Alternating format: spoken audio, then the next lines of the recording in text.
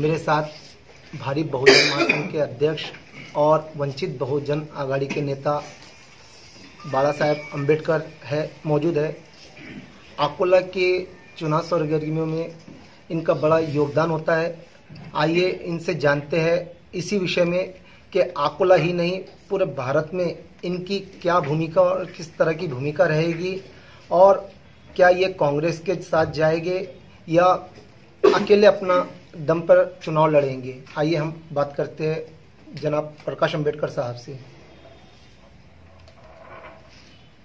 देखिए, जहां तक देश भर की बात है, हम लोग की यही इच्छा है कि दोबारा आरएसएस बीजेपी की सरकार केंद्र में न आए।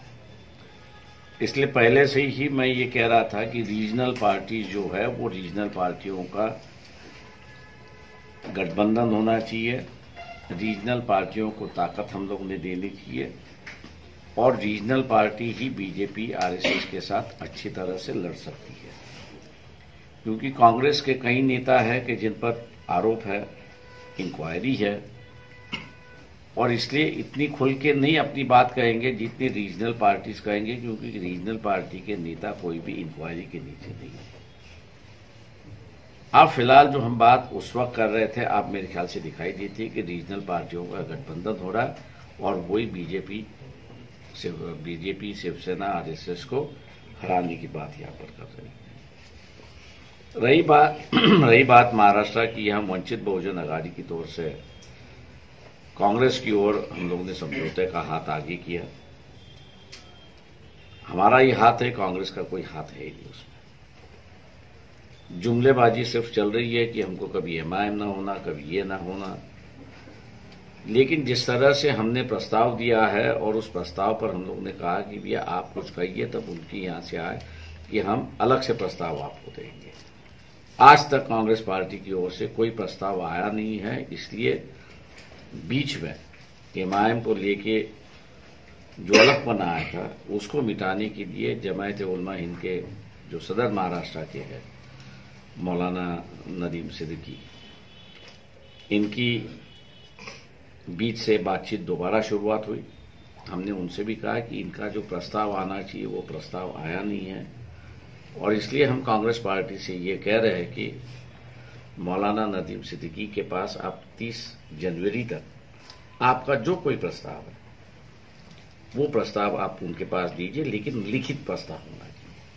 जबानी प्रस्ताव को हम लोग मानने के लिए तैयार नहीं है, लिखित प्रस्ताव हम लोग को ये चाहिए, क्योंकि लिखित प्रस्ताव अगर होता है तो उस पर चर्चा मेरे ख्याल से आगे बढ़ती है या नहीं बढ़ती है। तो इसलिए वो प्रस्ताव कांग्रेस का अगर नहीं आता है तो जल्दी ही हम लोग बैठ के कुछ फैसला करेंगे, क्योंकि ये गरीबों की पार्टी है, कोई अमीर नहीं है। अधिकांश लोग जो है वो इसको विरोध में बैठे हुए हैं, क्योंकि कोई नहीं चाहता कि गरीब इस देश का राजनीति में आए और इस राजनीति की गरिमा जो है अपने हाथ में ले लें। बाला साहब, सपोज अगर एमआईएम के कांग्रेस कहती है कि एमआईएम के साथ आपको नहीं बैठना है और हम आपको सहयोग करते हैं, या फिर आपको अकेले अपने बल पर चुनाव लड़ना होता है, तो कांग्रेस और आप अगर अलग अलग अकेले चुनाव अपने दम पर लड़ते हैं तो इसका सीधा सीधा फायदा बीजेपी को जाएगा।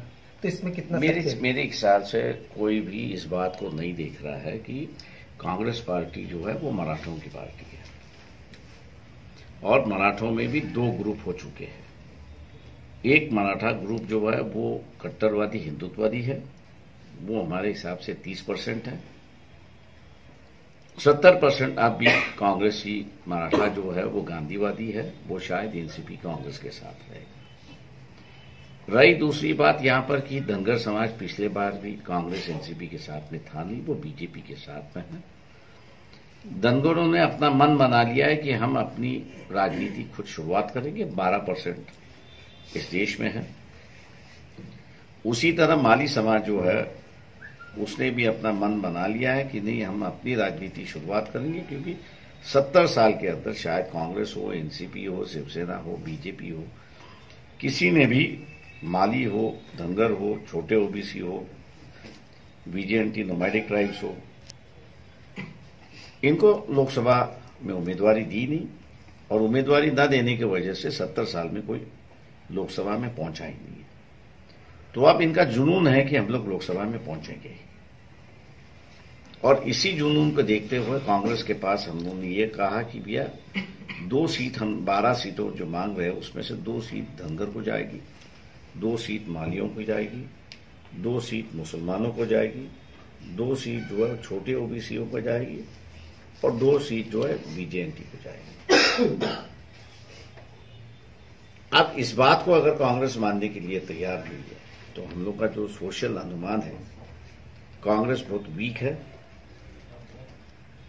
कांग्रेस को यह लगता है कि मुसलमान उनके साथ में आएगा,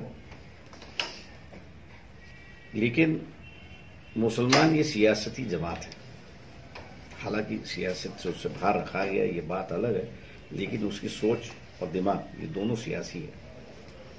और इसलिए ग्राउंड रियलिटीज को देखते हुए कई जगहों से मुस्लिम समाज से भी ये मांग आ रही कि सब इनको छोड़ दो, एक नया सोशल गठबंधन हो रहा है।